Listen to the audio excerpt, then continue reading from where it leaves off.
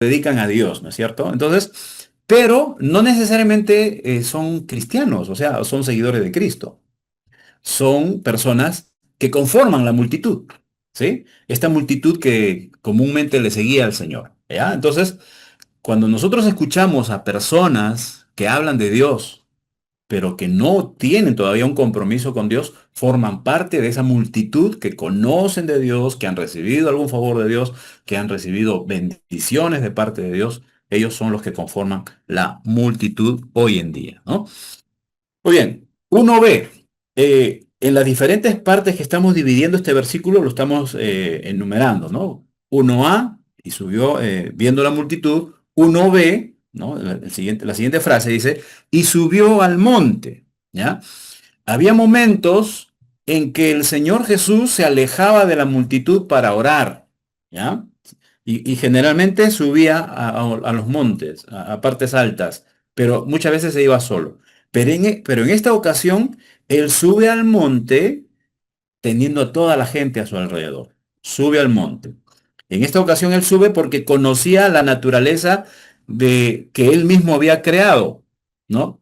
O sea, muchas veces nosotros, por ejemplo, en este tiempo, para poder hablar a de repente ya 20, 50 personas, a veces la voz sola no basta, ¿no?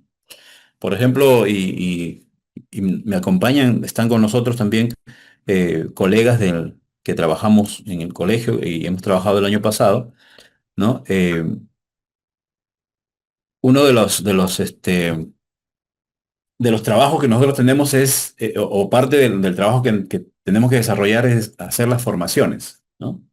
Y generalmente los estudiantes, ¿no? Son muchas veces los lunes que forman todos, casi cerca de 600 estudiantes, a 700 estudiantes, ¿no? En el patio.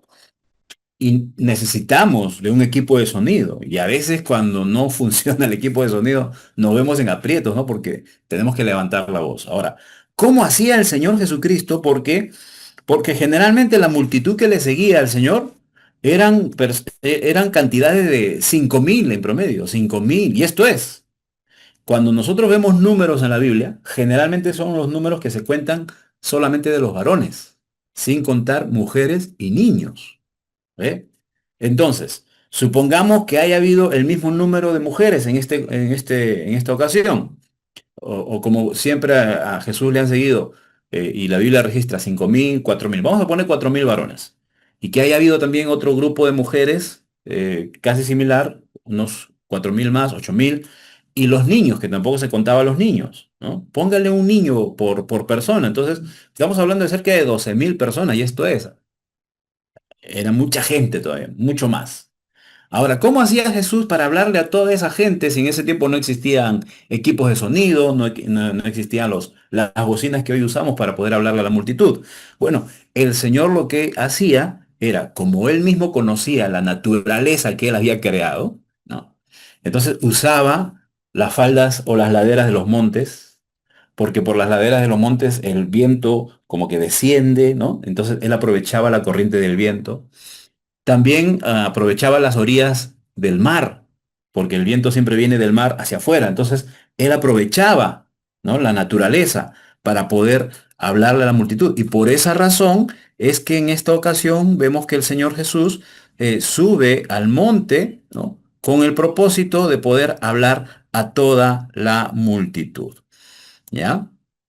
Entonces, él aprovechaba la acústica, ¿no? De ese tiempo para poder hablarle a la multitud. Entonces, pregunta, ¿para qué subía Jesús a un monte?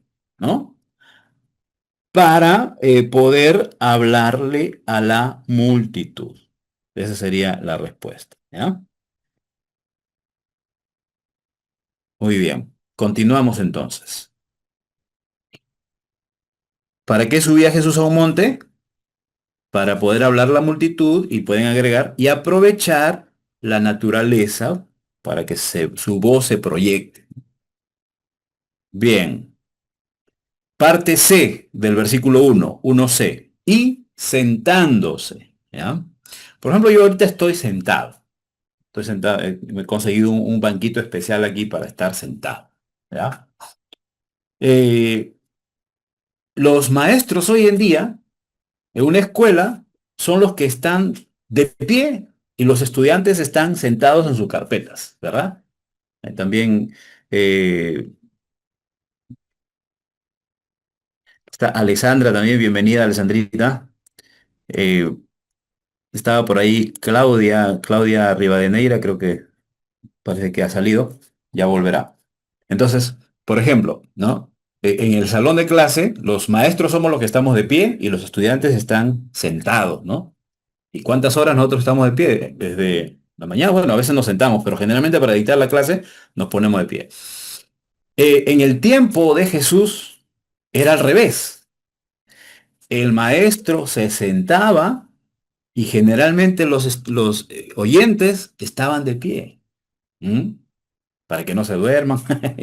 Tanta cosa como sucede hoy en día, ¿verdad? Entonces, dice la escritura, y sentándose.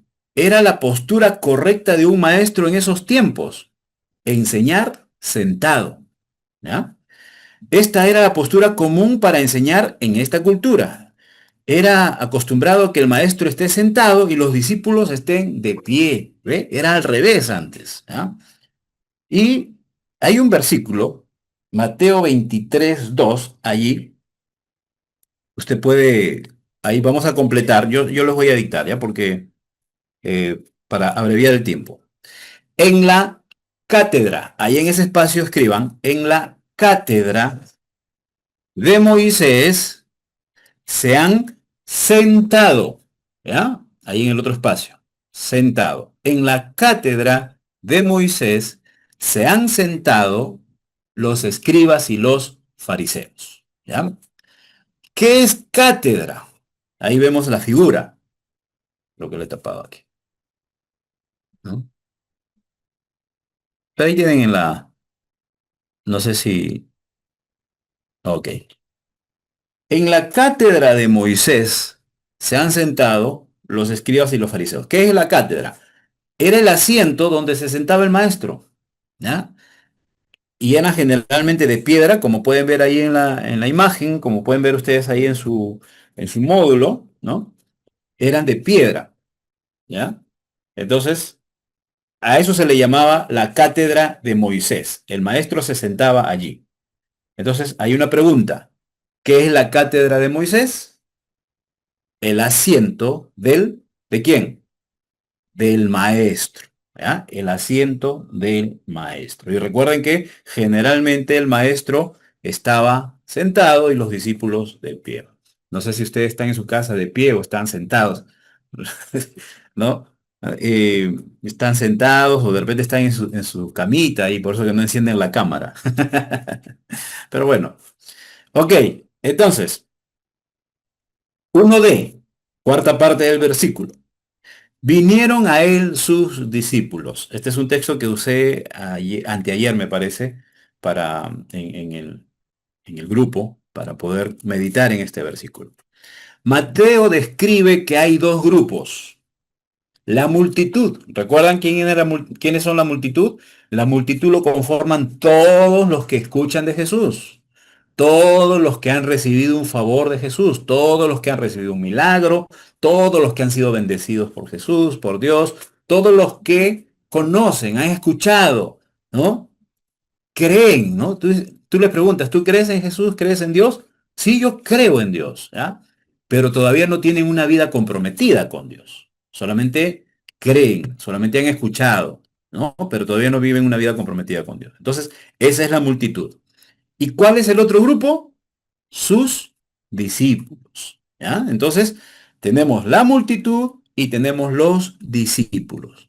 Los discípulos son los que se comprometen con su maestro. ¿Mm? Fácil, por ejemplo, en el colegio. ¿Quiénes son la multitud en el aula de clase? Son todos los estudiantes. Pero ¿quiénes serían los discípulos? Los que se aplican, los que aprovechan, ¿verdad? Los que están atentos, ¿no? El año pasado yo estuve tutoreando un aula y del aula que estaba tutoreando, un estudiante en la hora de recreo, y muchos lo hemos observado, y un día estaba con el director, y me señaló y me dice, mira, mira, ya está su alumno, ¿no? Solito. Era el único, todos estaban conversando, jugando, comiendo, aprovechando la hora de recreo. Pero él estaba, se había jalado una mesa y ahí estaba haciendo su tarea a la hora de recreo. El único aplicado ahí del... No era el único aplicado, eran varios, pero él era el único que escribía en la hora de recreo, ¿no? Entonces, se podría decir que él tiene esas cualidades de un discípulo, ¿no? Porque se comprometió mucho con sus lecciones, con sus maestros. Muy bien. Entonces, los discípulos son los que se comprometen con su maestro, son los que prestarán atención, los que realmente quieren aprender, ¿no? Hay muchos que pueden estar presentes allí, pero están esperando otras cosas, ¿no? Están esperando o están mirando la hora, ¿no? ¿A qué hora se acabará? ¿Cuánto tiempo durará? ¿No? Pero el que quiere aprender, el que quiere prestar atención, el que se compromete, eh, no va a esperar la hora que termine. Al contrario, va a querer que se continúe, ¿no? Eh, por ejemplo, ayer estaba con un niñito en las clases de talleres que estamos realizando y cada rato me preguntaba, profesor, ¿qué horas son? ¿Qué horas son? Y yo, ¿ya te quieres ir? Sí, ¿no? Yo le decía, pero bueno, pero hay otros estudiantes que no quieren que se acabe la hora, ¿no? Que quieren seguir estudiando, pero hay otros que se quieren ir rápido. Entonces, aquí hay algunos que ya se quieren ir rápido, pero... Ok. Pregunta, ¿quiénes son los que se comprometen con su maestro, incluyendo dar su vida por él? La multitud o los discípulos. A ver, Sí, sí. ¿ya? Entonces, ahí vamos a diferenciar. ¿Quiénes son los que se comprometen con su maestro? ¿La multitud o los discípulos? Usted conteste ahí. La respuesta sería los discípulos, ¿verdad? Muy bien, ya analizamos el versículo 1. Vamos al versículo 2. Y abriendo su boca enseñaba diciendo. Miren, llegó el momento en donde empieza el maestro a hablar. Es el momento en donde la audiencia va a recibir las directrices de la convivencia cristiana. Recuerden, como dijimos la semana pasada, que en este sermón es donde el Señor Jesucristo va a aplicar o va a dar las normas, las leyes, los mandamientos, ¿no? Para sus discípulos, ¿ya? Y todo lo que el Señor enseña es lo que nosotros debemos hacer. Todo lo que el Señor va a enseñar en estos momentos, va a empezar a enseñar, es lo que Él piensa, es lo que está en su mente, en su corazón, y eso es lo que Él quiere aplicar a cada uno de nosotros, ¿no? Entonces, Él va a empezar a hablar. De seguro que está la gente ahí alrededor, esperando el momento en que empiece el Señor a hablar, y de pronto cuando empieza a hablar, ya todos se quedan calladitos, ¿no? Y van a prestar atención. La mejor manera de conocer al maestro es escuchando lo que él piensa. ¿Mm? Definitivamente, no hay otra manera, ¿no? Lo que a continuación estudiaremos es el ideal de vida de un discípulo de Jesús. Entonces, queremos aprender cómo debe vivir un discípulo. ¿Qué es lo que el Señor Jesús espera de sus discípulos? Y eso va a enseñar a continuación. Entonces, otra pregunta, ¿de qué manera conoceremos a nuestro maestro? Ya lo hemos dicho, escuchando lo que él piensa, ¿verdad? Entonces, ahí puede usted responder, puede llenar ahí en su módulo, ¿de qué manera conoceremos a nuestro maestro? Escuchando, poniendo atención, prestando oído, ¿no? Lo que él piensa, lo que él va a enseñar. De esa manera vamos a conocer a nuestro maestro. Pasamos al versículo 3. ¿Ah? Bienaventurados los pobres en espíritu, porque de ellos es el reino de los cielos. Es el versículo 3. Bienaventurados. ¿Cuántas veces hemos escuchado esta palabra bienaventurados? ¿Ah? ¿Qué significa la palabra bienaventurados? Significa muy bendecidos, muy felices, dichosos. Y usted puede agregarle alegres, ¿no? Felices, ¿no? Entonces, eso es lo que significa bienaventurado. ¿Ya? Bienaventurado. Hay una palabra griega que es Macarios, ¿ya? Que precisamente significa muy bendecido, muy feliz, ¿ah? Y ojo, que esta felicidad no está en base a que las cosas te salgan bien, necesariamente. Porque muchas veces nosotros nos ponemos felices cuando de pronto pues nos cae un billetito, ¿no?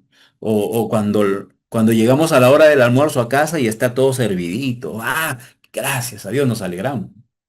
Pero cuando no hay, cuando nos enfermamos o cuando estamos pasando por problemas, ¿no?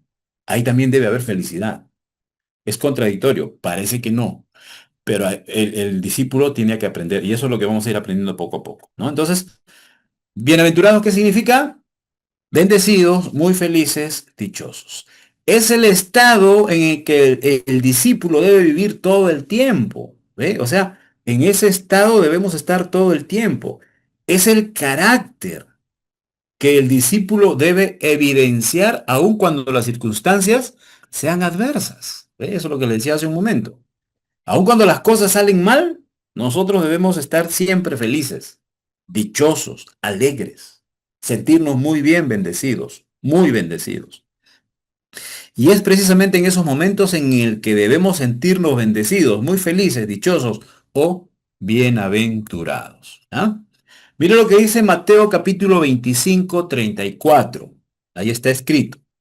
Jesús le dijo en el día del juicio, Él les dirá a su pueblo, venid benditos de mi Padre, heredad del reino preparado para vosotros desde la fundación del mundo. Esa palabra benditos es traducido de la palabra griega Macarios, que significa también bendecidos.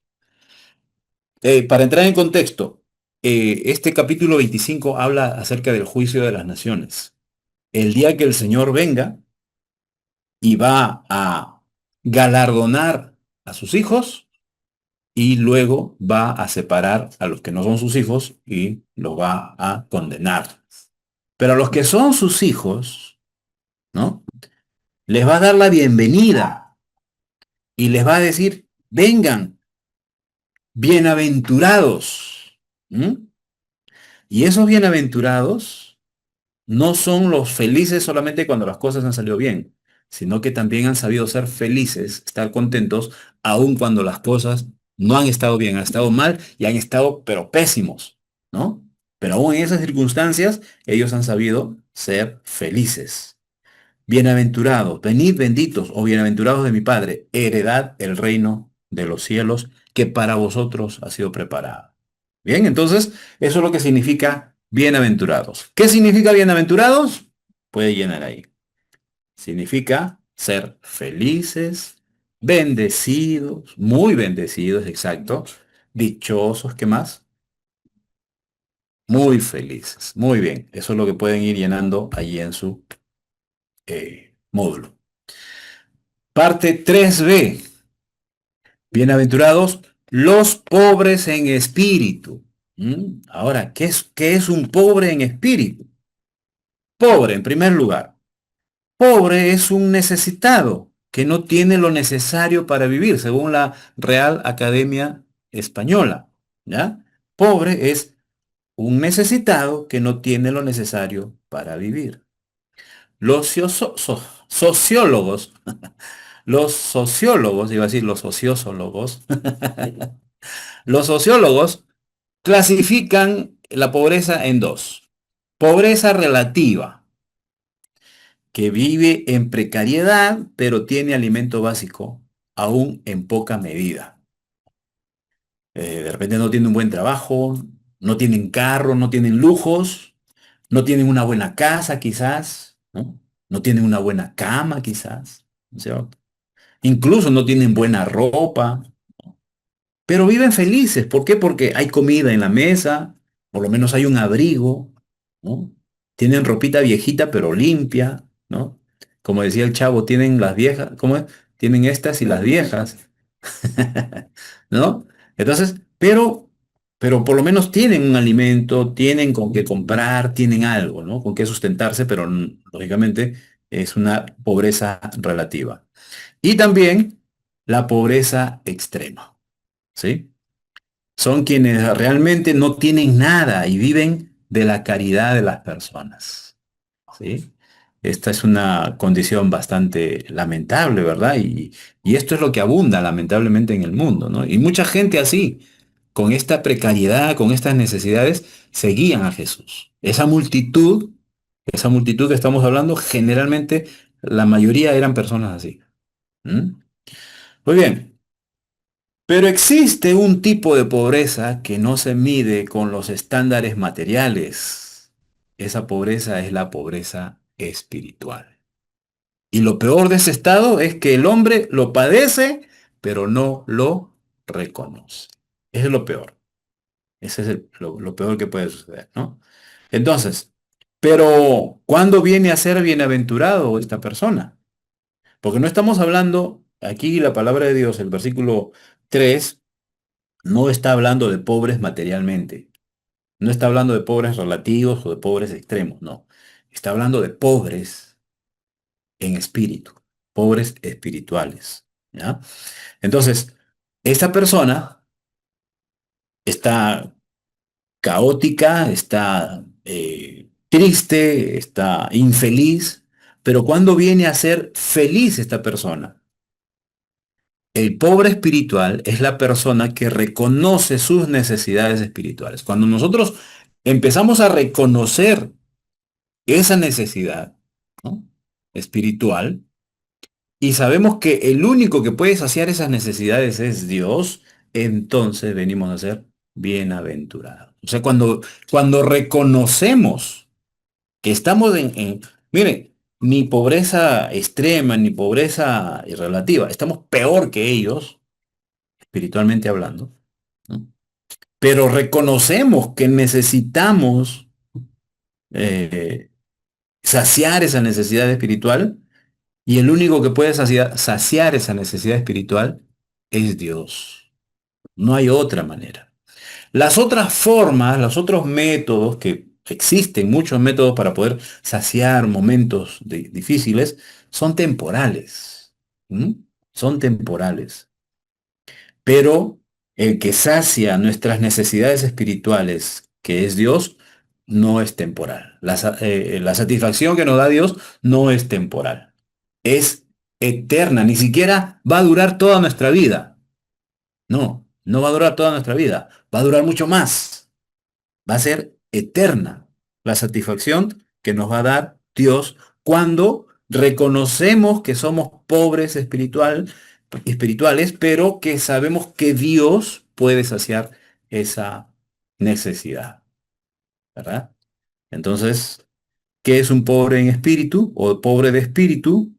Aquella persona que tiene necesidad de Dios y que reconoce que Dios puede saciar. ¿Ya? Entonces puede responder ahí a esa pregunta. Pobre espiritual, aquella persona que reconoce que necesita de Dios. En resumen, pobre espiritual es la persona que reconoce que necesita de Dios. Entonces será bienaventurada. Ahora, hay una consecuencia. ¿Sí? Hay una consecuencia de poder reconocer, precisamente por eso es que el Señor nos llama bienaventurados. ¿Por qué? Porque hay una consecuencia. Si yo reconozco que necesito de Dios y sé que Dios puede saciar mi necesidad, entonces Dios me dice, eres feliz. ¿Por qué? 3b dice, porque de ellos es el reino de los cielos. ¿Mm? Solo el que reconoce que necesita a Dios, entonces adquirirá el reino de los cielos. O en otras palabras, podrá ingresar al reino de los cielos. Ahora, ¿qué es el reino de los cielos? Ese reino es un reino invisible. No es un reino como, por ejemplo, el Reino Unido. No es un reino como Gran Bretaña, como en España, ¿no? Está el trono, está el rey, e Inglaterra, ¿no? La reina de Inglaterra, hay otros países que tienen reyes, ¿verdad? No recuerdo exactamente ahorita cuáles son, en Europa, generalmente están en Europa, ¿ya? Entonces, el reino de los cielos no es un reino visible, pero está en la tierra. ¿Qué es el reino de los cielos? Es el grupo de personas en cuyos corazones reina Cristo. Para que haya un reino, tiene que haber un rey. ¿Y Cristo dónde está reinando hoy en día? ¿Está reinando en el mundo? No, no está reinando en el mundo todavía. ¿Sí? Pero sí ya está reinando en los corazones de aquellas personas que han reconocido que necesitan de Dios, de aquellos pobres en espíritu, personas que hemos reconocido que necesitamos de Dios y venimos a Él. Entonces somos candidatos, somos aptos para ingresar al reino de los cielos. Nos pertenece cuando reconocemos que Dios puede saciar nuestra necesidad espiritual, ya prácticamente estamos aptos para recibir el reino de los cielos, ¿no? Mateo 4:17 dice, desde entonces comenzó Jesús a predicar y a decir, arrepentíos porque el reino de los cielos se ha acercado. ¿Ve? Entonces, ¿cómo podemos entrar al reino de los cielos? Ya, muy bien, yo reconozco que necesito de Dios. Yo reconozco mi necesidad espiritual. Entonces, estoy apto para ingresar al reino de los cielos, pero ¿qué tengo que hacer? ¿Qué hay? ¿Qué hay? ¿Cuál es el paso que yo debo dar para poder ingresar al reino de los cielos? Es el arrepentimiento. ¿Ok? Pregunta, ¿quién es el rey en el reino de los cielos? Facilito. ¿Quién es? El rey, ¿no? Jesucristo, ¿no? Jesucristo es el rey. Por eso he puesto una sola línea nomás porque ahí ustedes pueden eh, llenarlo, ¿ya? ¿Quién es el rey en el reino de los cielos? Nuestro Señor Jesucristo. Ya vamos a terminar. Versículo 4. Versículo 4. Bienaventurados. Ya sabemos lo que significa la palabra bienaventurados. Bienaventurados los que lloran porque ellos recibirán consolación. ¿Ya? Bienaventurados los que lloran, porque ellos recibirán consolación. Ahora vamos a dividir este versículo en partes. 4a, los que lloran. Bueno, la parte A sería bienaventurados, ¿no? Pero como ya sabemos qué significa bienaventurados, entonces la siguiente parte, los que lloran. Hay muchos tipos de dolores que provocan llorar, ¿sí? Generalmente lloramos a causa de algún dolor, alguna tristeza también que sentimos, ¿no? Hay pérdidas familiares, pérdidas conyugales, pérdidas laborales, decepciones, ¿no? Cualquier situación difícil que se nos presenta nos provoca llorar. Entonces, pero a ellos se referirá el Señor, bienaventurados los que lloran. ¿Cuál es el dolor que nos provocará llorar y que nos hace bienaventurados ante Dios? Porque, por ejemplo, se murió mi gato y me pongo a llorar de tristeza, estoy triste.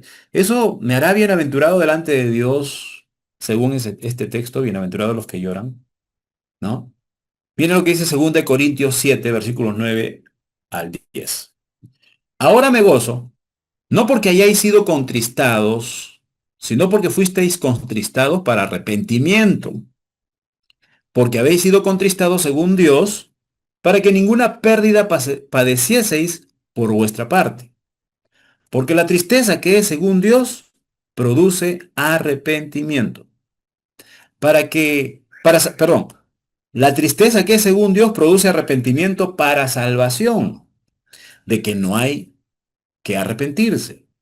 Pero la tristeza del mundo produce muerte, ¿no? O sea, hay un juego de palabras aquí, ¿verdad? En la palabra arrepentimiento. Dice, la tristeza que es según Dios produce arrepentimiento. Y si nos arrepentimos, no nos vamos a arrepentir de habernos arrepentido. Eso es lo que quiere decir el apóstol Pablo.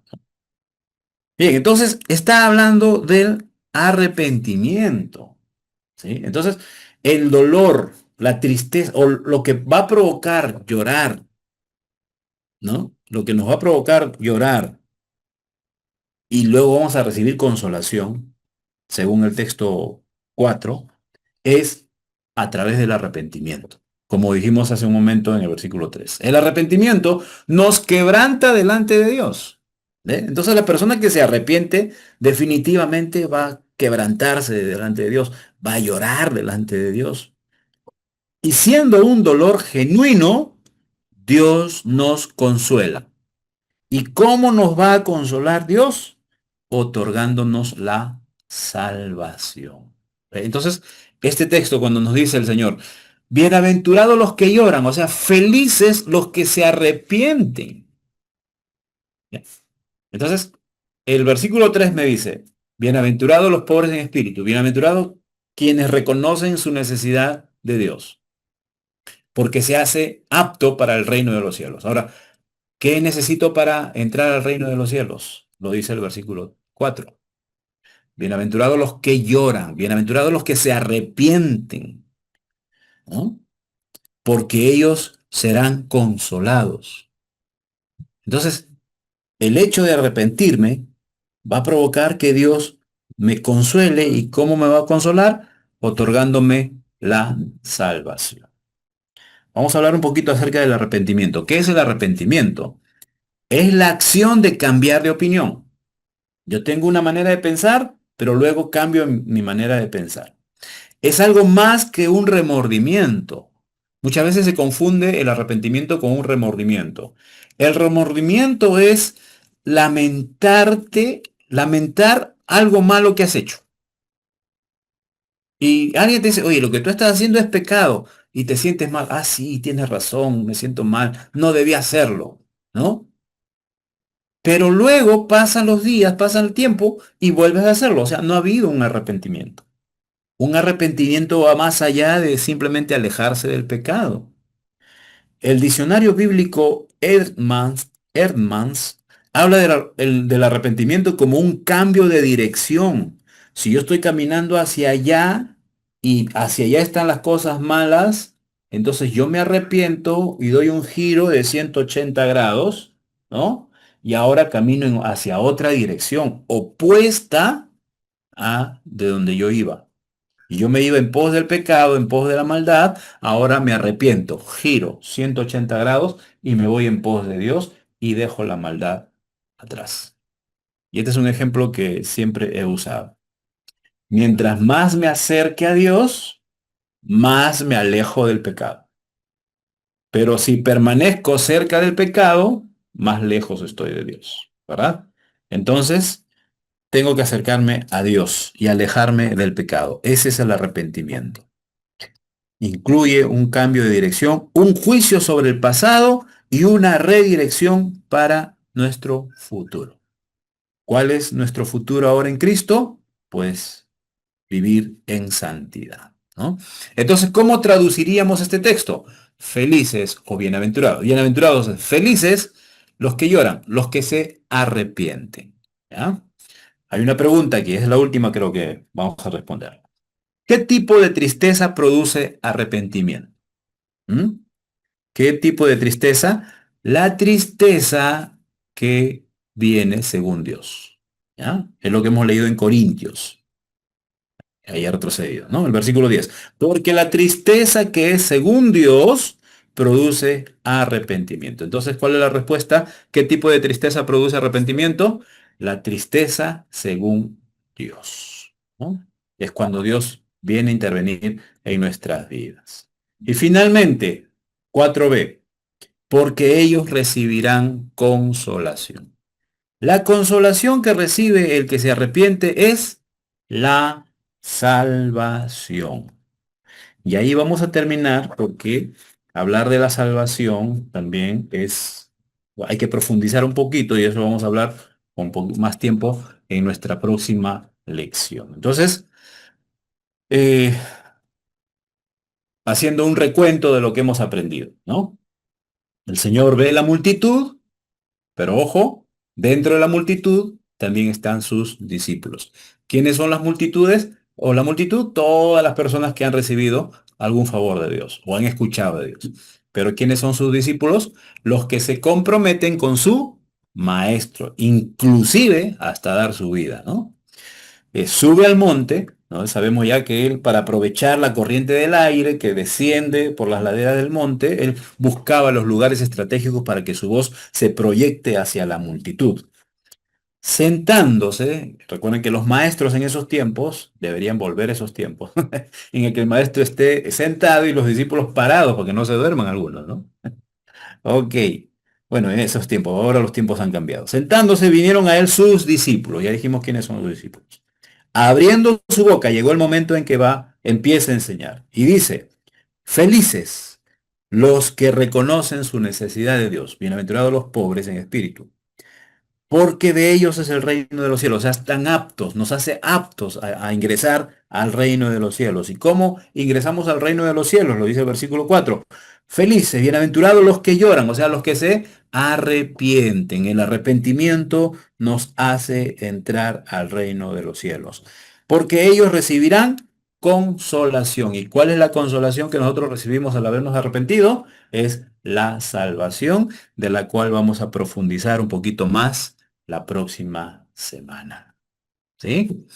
Muy bien, vamos a orar, pero antes de orar, si hay alguna pregunta entre los que están presentes, si no les ha quedado claro algo, si necesitan, si me dicen el profesor o pastor, eh, qué significa ser bienaventurado, ¿no? Entonces podemos nuevamente, si hay alguna pregunta, lo puede hacer a través del chat, ¿ya? El chat está aperturado, ¿ya? Si está todo claro, puede darle un like ahí para ver, para confirmar si ha quedado todo claro, ¿ya? De lo contrario, si no, Verónica dice, ok, ¿qué fue eso? Ujú. La alarma, ¿ya? Ok, ¿alguien más? Muy bien. Bueno, si no hubiera preguntas, entonces vamos a orar y vamos a agradecerle a Dios por esta lección tan preciosa y espero que haya calado muy profundo en sus corazones de conocer un poco más acerca de nuestro Maestro, de los pensamientos que tiene el Maestro para con cada uno de nosotros. Oremos. Amado Dios y Padre Celestial, te damos gracias, Señor, en esta noche.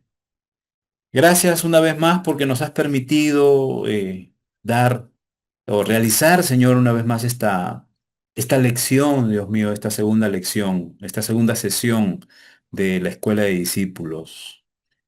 Padre, agradecerte por cada uno de nuestros hermanos y amigos que se han conectado a través del Zoom, Señor, y también de los que están presentes. Hay algunos que no han podido venir, Señor, y hay algunos que no han podido conectarse también, Señor. Conoces las razones y las circunstancias y por los cuales, Señor, te rogamos, Dios mío, que tú puedas obrar en cada uno de nuestros corazones, porque es necesario, todos, absolutamente todos, Señor, necesitamos de ti, pero muchas veces no lo tomamos en cuenta o no le damos importancia a saciar esta gran necesidad. Es primordial, Señor, en nuestras vidas, reconocer esta necesidad de ti, Señor, en nosotros. Eso nos hará felices. Eso nos hace bienaventurados y nos hace aptos para poder ingresar a tu reino. ¿Y cómo podemos ingresar a ella, Señor? Arrepintiéndonos de nuestros pecados, arrepintiéndonos de nuestra mala manera de pensar, de nuestra mala manera de vivir, arrepintiéndonos de haber o estar viviendo, Señor, como a ti no te agrada, Señor. Y por el contrario, dejar todas esas cosas y empezar a vivir como a ti te agrada. Señor, ayúdanos. Ayúdanos a tener siempre un corazón arrepentido. No solamente sentir remordimiento de lo malo que hacemos, sino tener un arrepentimiento genuino, Señor. Y yo te pido en esta hora, Dios mío, que tú puedas obrar en cada uno de los corazones de mis hermanos, de que quienes necesitamos, Señor, arrepentirnos de nuestros pecados, lo podamos hacer en este momento, pidiéndote perdón, Señor, de todo nuestro corazón, de todos nuestros pecados, de todas nuestras faltas, de todas nuestras rebeliones, de todo lo que hemos hecho y por las cuales te hemos ofendido. Perdónanos, Señor. Y aquí estamos, Dios mío, una vez más. Queremos conocerte cada día más. Permítenos, Señor, en la próxima sesión poder estar presentes, atentos, prestos, Señor, con, con el deseo de querer seguir satisfaciendo nuestras necesidades espirituales a través de ti, Señor. Ayúdanos, Señor. Ayúdanos a vivir siempre para ti. Te lo rogamos en Cristo Jesús. Gracias, Señor. Amén. Y amén. Muy bien, estimados hermanos, agradecido al Señor. Vamos a dar ya por culminado esta sesión. Recordarles que este domingo a las 6 de la tarde tenemos nuestro servicio dominical. Todos los que pertenecemos a la congregación Gracia y Paz nos reunimos, debemos estar reunidos, ¿no? Hay algunos que vienen desde lejos y se reúnen con nosotros y Dios los bendiga. Si todavía no tienes una congregación donde reunirte los domingos, estás cordialmente invitado. ¿Sí? Voy a volver a colocar la ubicación de la dirección. Si quieres visitarnos esta semana, este domingo, serás bienvenido. Así es que, y bueno, para nuestra escuela de discípulos nos vemos el próximo miércoles a las 8. Estamos empezando 8:10, ¿no? Esperando que se terminen de conectar. Ya, más tarde estamos esperando 10 minutos, pero desde las 8 ya debemos estar listos, prestos para poder iniciar. Dios les bendiga, Dios bendiga también a los que están presentes. Hasta la próxima oportunidad. Bendiciones. Hasta luego.